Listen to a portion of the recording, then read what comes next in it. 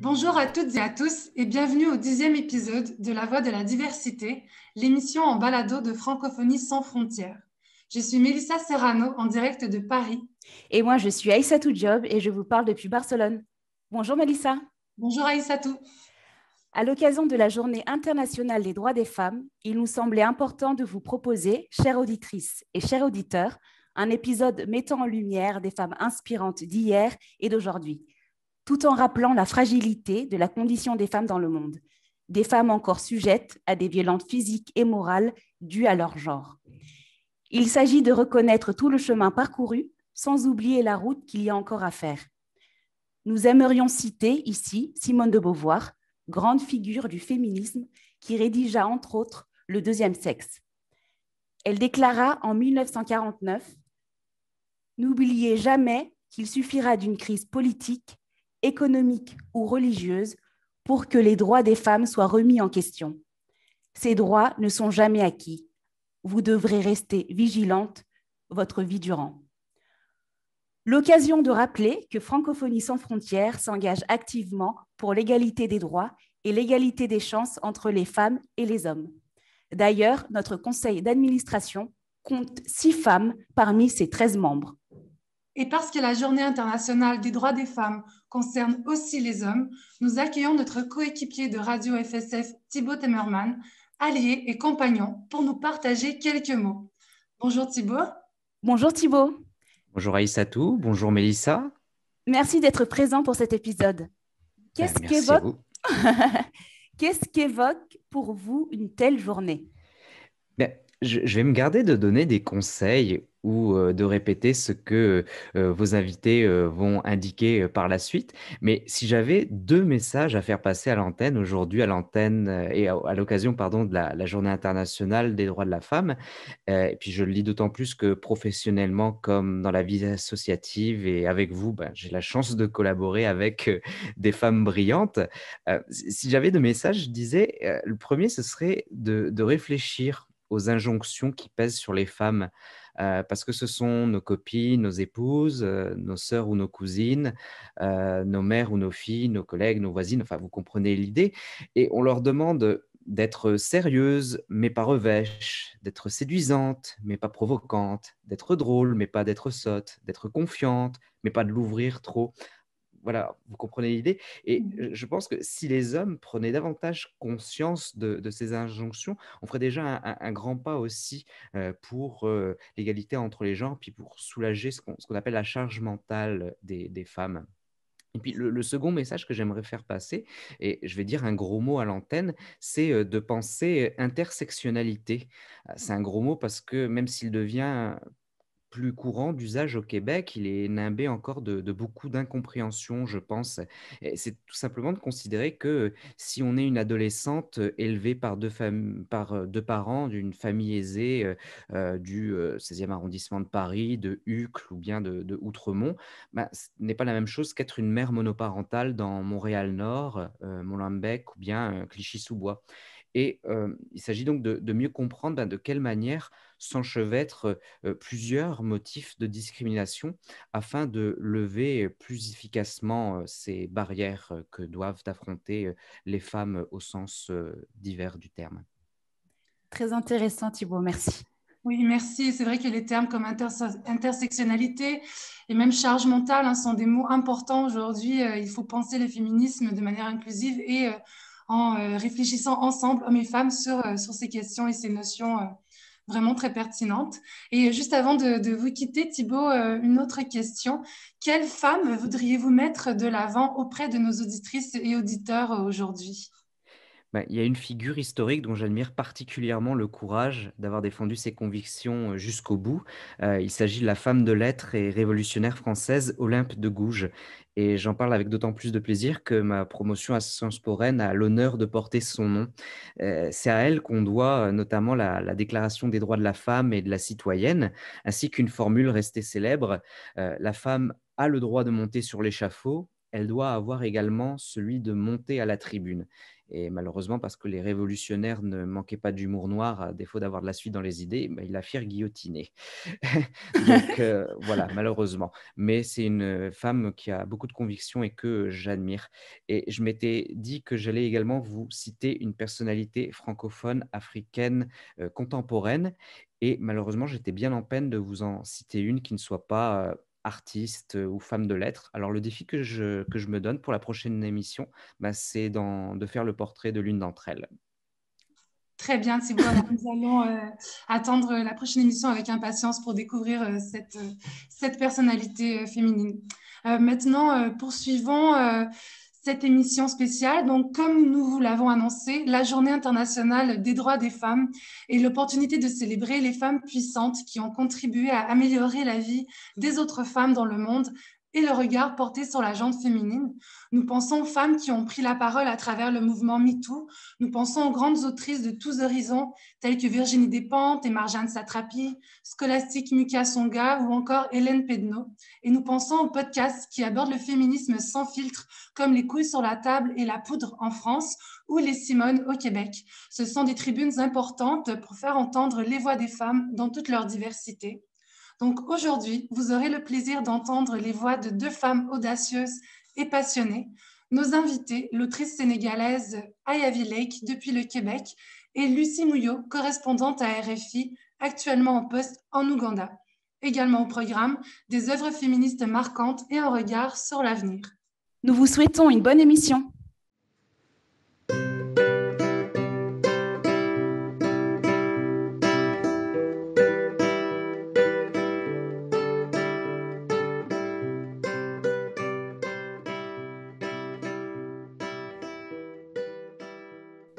Nous accueillons maintenant notre première invitée, l'autrice sénégalo-québécoise Ayavi Lake. En 2019, elle a participé à une rencontre sur la littérature et la francophonie organisée par l'équipe FSF Québec à Montréal.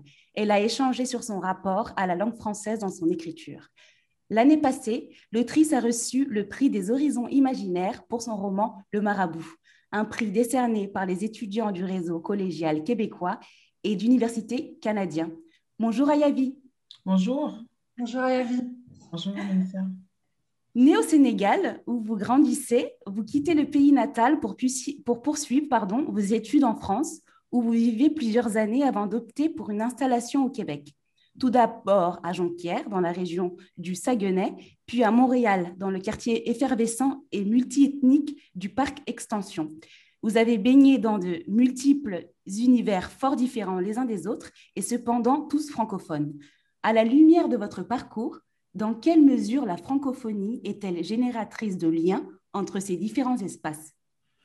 Alors, c'est sûr que le premier lien que moi je vois, c'est vraiment évidemment la langue française, dans le sens où j'ai envie de dire la langue française dans toute sa diversité. Le Sénégal est une ancienne colonie française. Ensuite, le Saguenay est considéré un peu comme un bastion, entre guillemets, de la langue française au Québec. Le Québec lui-même est une particularité en Amérique du Nord et par extension est une triple particularité puisque très souvent la langue française vient en 4e ou 5e position dans le langage courant que les gens y parlent. Donc, ces différents aspects font que pour moi, auteur qui m'exprime en français, j'ai comme accès à une palette de variations de la langue française, mais aussi dans son histoire, parce que le rapport à la langue va être différent selon qu'on est issu d'une ancienne colonie ou selon qu'on se bat pour maintenir le français au milieu d'une autre langue. Donc ça m'inspire beaucoup. Puis j'ai aussi le fait qu'en dehors de la langue, ce sont tous des territoires très variés. Et justement, le Saguenay, moi, m'a beaucoup inspiré pour le territoire, parce que ce sont des territoires magnifiques. Par extension, aussi pour son territoire, évidemment, dans un autre contexte. Par extension, c'est vraiment un quartier, j'avais envie de dire, exigu, qui a l'air coincé quelque part entre un parc, comme son nom l'indique, un ancien chemin de fer, et un quartier un peu plus riche. Donc, la notion de territoire aussi, mais vraiment dans sa contradiction. Comment est-ce que, par extension, peut s'opposer dans la notion de vastitude par rapport au Saguenay, d'opposition aussi l'Afrique par rapport à l'Amérique du Nord. Donc, c'est toutes des façons dont ça m'inspire. Merci. Maintenant, moi, j'aimerais vous demander, enseignante, vous avez choisi de vous tourner aussi vers la fiction. Vous publiez votre premier roman, Le Marabout, aux éditions VLB en 2019. Donc, pourquoi ce choix de l'écriture et de la fiction? J'ai presque envie de dire que l'écriture est venue à moi plus que je ne suis allée vers elle, parce qu'à la maison, ça a commencé par les livres d'abord. Mes parents avaient beaucoup de livres, beaucoup de bandes dessinées, donc forcément, j'étais attirée par ça. Et j'ai eu très tôt des petits carnets où je notais tout ce qui m'intéressait. Donc c'est vraiment, c'est pas tant moi qui ai provoqué ça que l'environnement qui a favorisé cette approche. Et la fiction, je pense que c'est vraiment l'imaginaire. Moi, je me rappelle toujours que les premiers textes qui m'ont habité ou qui m'ont bercé, c'était les contes du chat perché de Marcel Aimé. Donc, j'étais déjà dans l'imaginaire, j'étais déjà dans la fiction. Et je pense que ça s'est comme imbriqué dans moi et ça ne m'a jamais vraiment quitté. Cette émission sera diffusée le 8 mars, lors de la Journée internationale des droits des femmes. En tant qu'autrice francophone, en tant que femme sénégalaise, femme québécoise, en tant que femme de lettres et enseignante, quel mot vous inspire cette journée et pourquoi le choisissez-vous? Alors, j'ai beaucoup réfléchi à cette question. J'y ai pensé, repensé. Et c'est sûr qu'il y avait plusieurs mots qui me venaient en tête. Et celui que j'ai retenu, c'est courage. Puis je vais expliquer pourquoi courage. Parce que je trouve que, euh, oui, beaucoup de choses ont été menées et faites pour que je puisse être devant vous, en tout cas au micro, puis parler en tant que femme à la fois sénégalaise et québécoise. Si je peux me permettre ce luxe-là, c'est parce que des femmes ont fait des choses, ont posé des gestes avant moi et pour moi.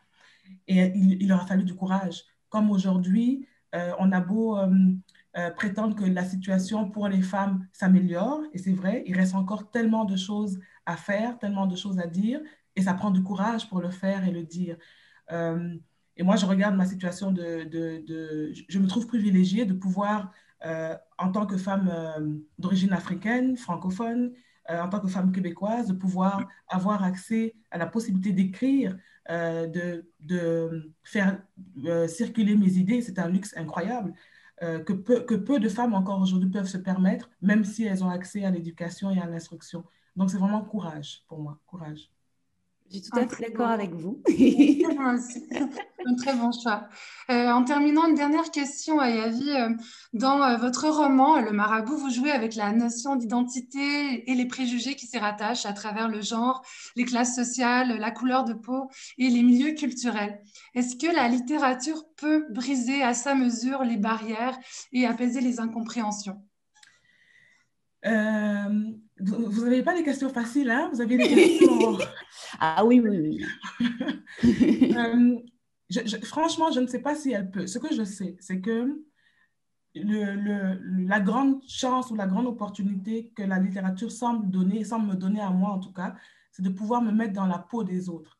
Et si le rapprochement, se rapprocher, mieux comprendre l'autre, commence par se mettre dans sa peau, alors oui, je pense que quelque part, la littérature peut permettre d'atteindre cette compréhension-là.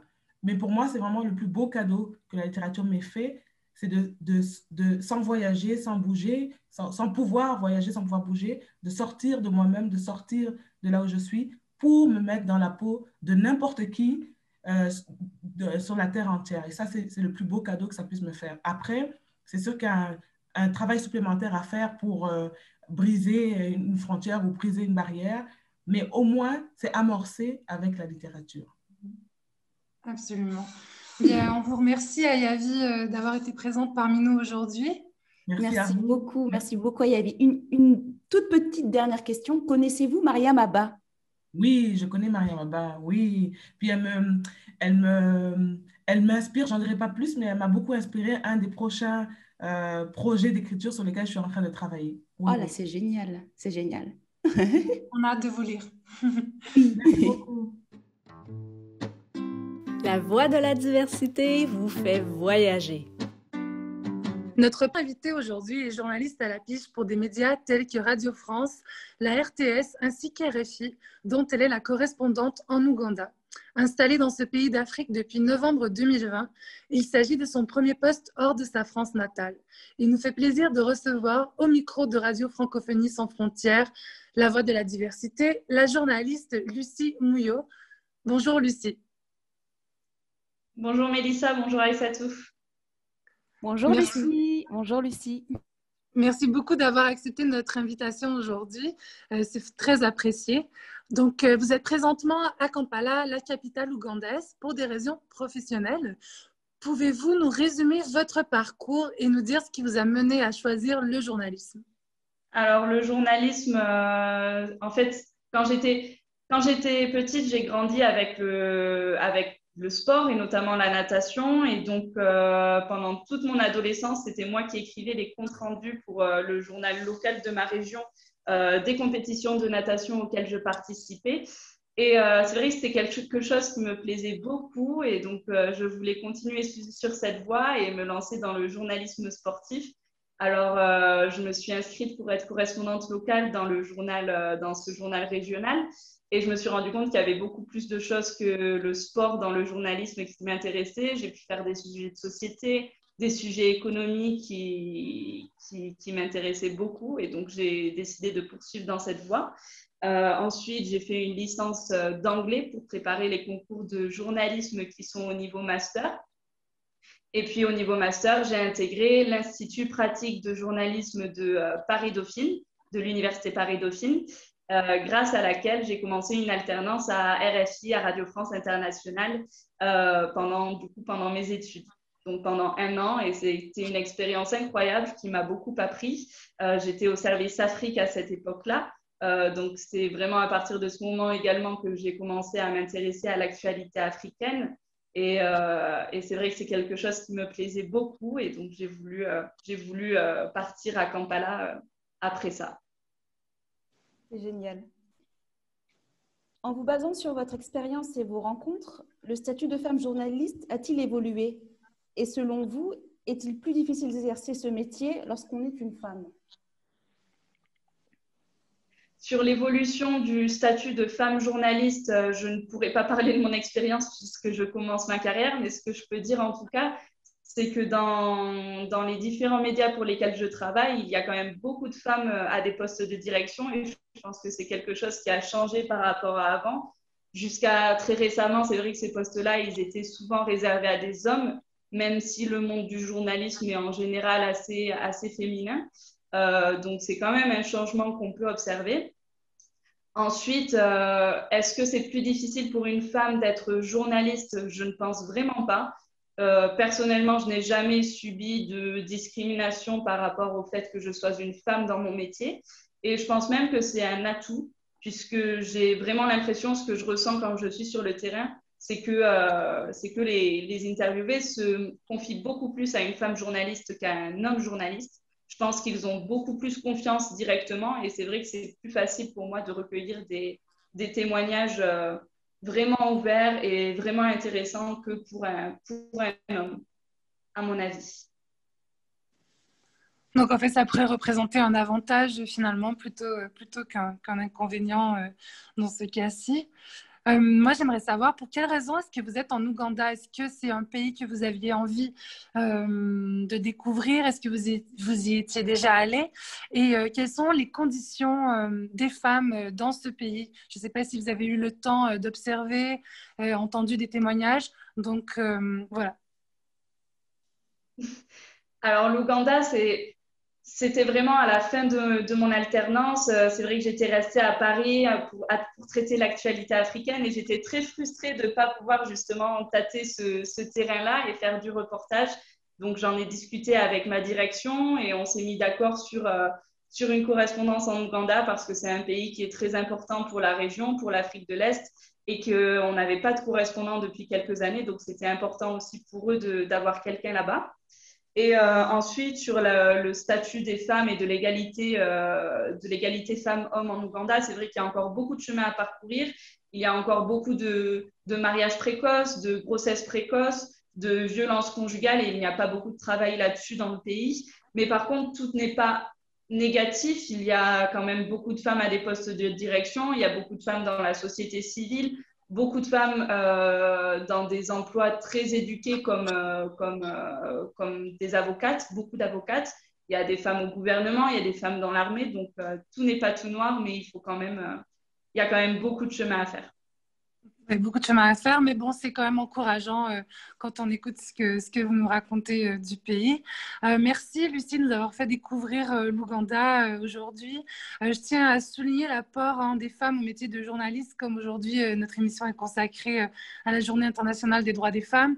Donc, bien avant Lucie, il y a eu des pionnières qui ont pavé la voie pour les femmes qui sont, comme Lucie, journalistes aujourd'hui.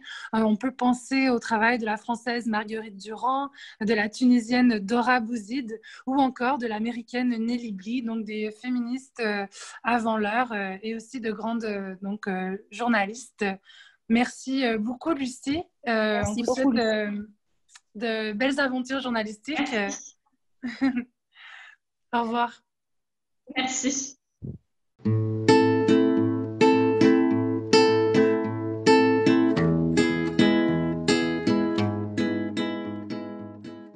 Avant de conclure cette émission, nous aimerions vous suggérer des œuvres phares qui abordent le statut de la femme et sa condition.